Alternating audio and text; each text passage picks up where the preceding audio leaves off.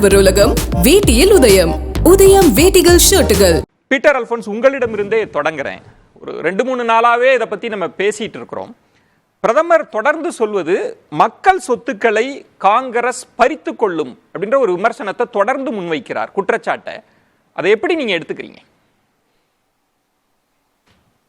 இல்ல, அதாவது பிரதமர் கடந்த ஒரு வாரமாக அவர் பேசி வருகின்ற பேச்சுக்களும் அவருடைய தேர்தல் பரப்புரையும் இந்திய ஜனநாயகத்தினுடைய ஒரு தரத்தையே மிகவும் கீழே தரம் தாழ்த்தி இருப்பதாகத்தான் நான் நினைக்கிறேன். உலகத்தினுடைய மிகப்பெரிய செயல்படும் ஜனநாயகம் என்கிற பெருமையை தாங்கி இருக்கிற இந்த தேசத்தினுடைய பிரதமர் தேர்தல் பரப்புரை என்கிற பேரில் ஒரு குறிப்பிட்ட தரப்பு மக்கள் மீது ஆபாசமான சொற்களை அள்ளி வீசுவதும், நிதானம் தவறி பேசுவதும், உண்மைக்கு புறம்பான தகவல்களையும் சொல்லப்படாத செய்திகளையும் சொல்றது போல அவர் பேசுவதுதான் இந்த தேர்தல் பரப்புரையுடைய உச்சகட்ட ஆபாசம். இன்னைக்கு அவர் பிரதமர் சொல்லுகிற அந்த கருத்துக்கு அந்த தகவல்களுக்கு என்ன ஆதாரம் இருக்கிறது? இன்னைக்கு காங்கிரஸ் கட்சி தனது தேர்தல் அறிக்கையை முன்வைத்து தான் இந்த தேர்தலை எதிர்கொள்கிறது. அந்த தேர்தல் அறிக்கையில என்ன சொல்லப்பட்டிருக்கிறது? இவர் இது எந்த இடத்துல தனியாரோட சொத்துக்களை எடுத்து இந்த தேசத்தில் இருக்கிற இஸ்லாமியர்களுக்கு கொடுக்க போகிறார்கள்னு சொல்றார். இட ஒதுக்கீட்டை எடுத்து ஒடுக்கப்பட்ட பட்டியலின பழங்குடி மக்கள், மிகவும் பிற்படுத்தப்பட்டவர்களுக்கு இருக்கக்கூடிய இட ஒதுக்கீடு எடுத்து இஸ்லாமியர்களுக்கு கொடுக்க போறேன்னு சொல்றார். எந்த இடத்திலேயாவது இதை பற்றி யாராவது ஒரு காங்கிரஸ் தலைவர் பேசி இருக்கிறாரா? அல்லது காங்கிரஸ் கட்சியுடைய தேர்தல் அறிக்கையிலே சொல்லப்பட்டிருக்கிறதா? காங்கிரஸ் கட்சியினுடைய அதிகாரம் பெற்ற செய்தி தொடர்பாளர்கள் இதை பற்றி கருத்து சொல்லி இருக்கிறார்களா என்றால் அவர் ஒரு இடத்துல கூட அதை மேற்கோள் காட்ட முடியாது. நான் உதாரணமா இன்னைக்கு அவர் மட்டுமல்ல, இன்னைக்கு அவரோடு களம் கண்டிருக்கக்கூடிய ஆதித்யநாத் என்ன சொல்றாருன்னா, காங்கிரஸ் கட்சி ஆட்சிக்கு வந்தால் இந்தியா முழுவதும் ஷரியத் லாவை இஸ்லாமியருடைய சட்டத்தை இந்தியா முழுவதுக்கும் அமல் செய்து விடுவார்கள் சொல்றாரு. அதற்கு பிறகு அமித்ஷா என்ன சொல்றாருன்னா, உடனே இன்ஹெரிட்டன்ஸ் டாக்ஸ் என்று சொல்லக்கூடிய அந்த வரியை, அதாவது ஒரு குடும்பத்தில் இருக்கின்ற ஒரு தந்தை பரம்பரை சொத்து வரி, அது மகனுக்கோ பரம்பரை சொத்து வரி, இதை உடனே எடுத்து அந்த சொத்துக்களை முழுவதும் அவர் இஸ்லாமியர்களுக்கு கொடுத்து விடுவார்னு பேசுறார். இதற்கு என்ன ஆதாரம் என்று நீங்க கேட்டீங்கன்னா, காங்கிரஸ் கட்சியினுடைய தேர்தல் அறிக்கையில இதை பற்றி எங்கேயும் ஒரு இடத்துல கூட சொல்லப்படல. பேஜ் 30 என்ன சொல்லுது காங்கிரஸ் தேர்தல் அறிக்கை? Congress will provide jobs by filling up to 30 lakh vacancies in government posts. Congress will not increase any tax on middle class throughout its term. இந்த சாலம் பிராமிஸ் காங்கிரஸ் கட்சி கொடுக்கிறது. அவர் என்ன சொல்றாருன்னா, பெரிய பணக்காரர்களிடம் வரியை போடுவோம்னு சொல்றதுக்கு அவருக்கு பயமா இருக்கு. அதனால தன் முன்னாலே உட்கார்ந்து இருக்கின்ற ஏழை எளிய மக்களை பார்த்து, கூட்டி வரப்பட்ட ஜனங்கள் அவர்களை பார்த்து சொல்றாரு, உங்க தாலியெல்லாம் அறுக்க போறாங்க, உங்கள் பணத்தை எடுத்து அரசாங்க ஊழியர்களை பார்த்து சொல்றாரு, உங்களுடைய ஹார்ட் ஹேண்ட் மணி எல்லாம் வரி மூலம் எடுத்து அதெல்லாம் டிஸ்ட்ரிபியூட் பண்ண போறாங்க.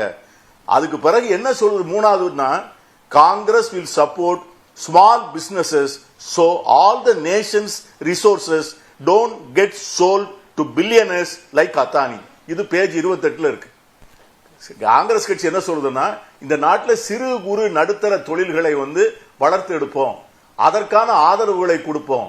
எதற்காக அந்த ஆதரவுகளை கொடுக்கிறோம்னு சொன்னா, இப்பொழுது என்ன நடந்து கொண்டிருக்கிறது என்று சொன்னால், அரசாங்கத்தினுடைய ஆதரவு அதானி போன்ற பில்லியனர்களுக்குத்தான், மகா கோடீஸ்வரர்களுக்குத்தான் இருக்கிறது. அந்த நடைமுறையை மாற்றி சிறு குறு நடுத்தர தொழில்களை வளர்த்து எடுப்போம்னு சொல்லி, இதுதான் காங்கிரஸ் கட்சியினுடைய தேர்தல் அறிக்கையில் இருக்கு. நான் நண்பர் அர்ஜுனமூர்த்தி அவர்கிட்ட கேட்கிறேன், அவருக்கு அவர் அதிகமா அந்த தேர்தல் அறிக்கையை ஃபாலோ பண்ணிட்டு வர்றார். எந்த இடத்துல இன்னைக்கு பிரதமர் பேசிய வார்த்தைகள் அந்த தேர்தல் அறிக்கையில இருக்குன்னு சொல்லிட்டாருன்னா, என்னோட தேர்தல் அறிக்கை இருக்கிறது, நம்ம ரெண்டு பேரும் அதை செக் பண்ணிக்கலாம். ஆனால் அதே நேரத்தில் பிரதமர் மோடிக்கா கேரண்டின்னு 3 மாசமா விளம்பரம் பண்ணாங்கல்ல, அதுல 21வது இடம் பெறல. திரு பீட்டர் அல்போன்ஸ், 21வது பேஜ்ல, 28வது பேஜ்ல இந்த வெல்த்தை நாங்க கணக்கிடுவோம், எங்க இருக்கு அப்படின்றதெல்லாம் கணக்கிட்டு அதை பகிர்ந்தளிப்போன்றதுல தான் சிக்கல் வந்துருச்சா? அததான் பிரதமர் அந்த வரிகளை பிடிச்சிக்கிட்டு தான் உங்களை டார்கெட் பண்றாரா? இல்ல இல்ல, இன்னைக்கு பாத்தீங்கன்னா, இன்னைக்கு இந்த ஹியூமன் டெவலப்மெண்ட் ரிப்போர்ட் நமக்கு வந்திருக்கு. அதில் உள்ள ஷாக்கிங் இன்ஃபர்மேஷன் என்னன்னா, இந்த உலகத்தில் இருக்கிற மோஸ்ட் அன்ஈக்குவல் கண்ட்ரி நம்ம நாடுதான்ங்கிற தகவல் வந்திருக்கிறது. இந்த நாட்டுல உலகத்துல இன்னைக்கு மிகவும் சமச்சீரற்ற அதிகமான ஏற்றத்தாழ்வுகள் உள்ள, வறுமையும் ஒரு பக்கம் அதிகம், செல்வத்தினுடைய சேர்ப்பும் ஒரு பக்கத்தில் அதிகம், அதை போன்ற நாடுகளில் இன்று முதல் இடத்துல இருப்பது இந்தியா. அப்ப தேர்தல் அறிக்கை என்ன சொல்லுகிறதுனா, இதற்கு என்ன காரணம் இவ்வளவு பெரிய ஏற்றத்தாழ்வு இருப்பதற்கு? அதாவது வளர்ச்சியும் முன்னேற்றமும் கடந்த 10 ஆண்டுகளில் கோடீஸ்வரர்களை அதிகப்படுத்தி இருக்கிறது. உலக மகா கோடீஸ்வரர்கள் இந்தியாவில் தான் இருக்கிறார்கள், உலக மகா ஏழைகளும் இந்தியாவில் தான் இருக்கிறார்கள். இப்படிப்பட்ட ஏற்றத்தாழ்வு உள்ள ஒரு இந்தியா ஒரு அமைதியான சுமூகமான ஜனநாயகமாக இருக்க முடியாது. இந்த ஏற்றத்தாழ்வு பெரிய சமூக கொந்தளிப்பு கொண்டு விடும். அதைத்தான் காங்கிரஸ் கட்சி என்ன சொல்கிறது என்று சொன்னால், அதற்கான எங்கே வேர் we have gone wrong, வளர்ச்சி வந்திருக்கிறது, முன்னேற்றம் வந்திருக்கிறது. உலகத்தினுடைய 5வது பெரிய பொருளாதாரம் நம்முடைய பொருளாதாரம். ஆனால் மனித வளர்ச்சியில எங்க இருக்குன்னா, உலகத்தினுடைய 135வது இடத்துல இருக்குது. நம்ம விட பங்களாதேஷ், நம்ம விட ஸ்ரீலங்கா, நம்மளை விட நேபாள் போன்ற சிறிய நாடுகள் கூட மனித வளர்ச்சி மேம்பாட்டு குறிகளில் நம்மை விட முன்னேறி இருக்கிறது. அப்போ பொருளாதார வளர்ச்சி என்பது தனி மனிதர்களையும் ஏழைகளையும் சென்று அடையவில்லை. அது 1% கிட்ட மாட்டிடுச்சு. அவங்க தான் 40% பொருளாதாரத்தை கையில் வைத்திருக்கிறார்கள். இதை சமன் செய்வதற்கு இதை போன்ற நடவடிக்கைகள், அதான் காங்கிரஸ் கட்சியினுடைய தேர்தல் அறிக்கையுடைய நோக்கம். நான் என்ன சொல்றேன், prime minister has to address this issue.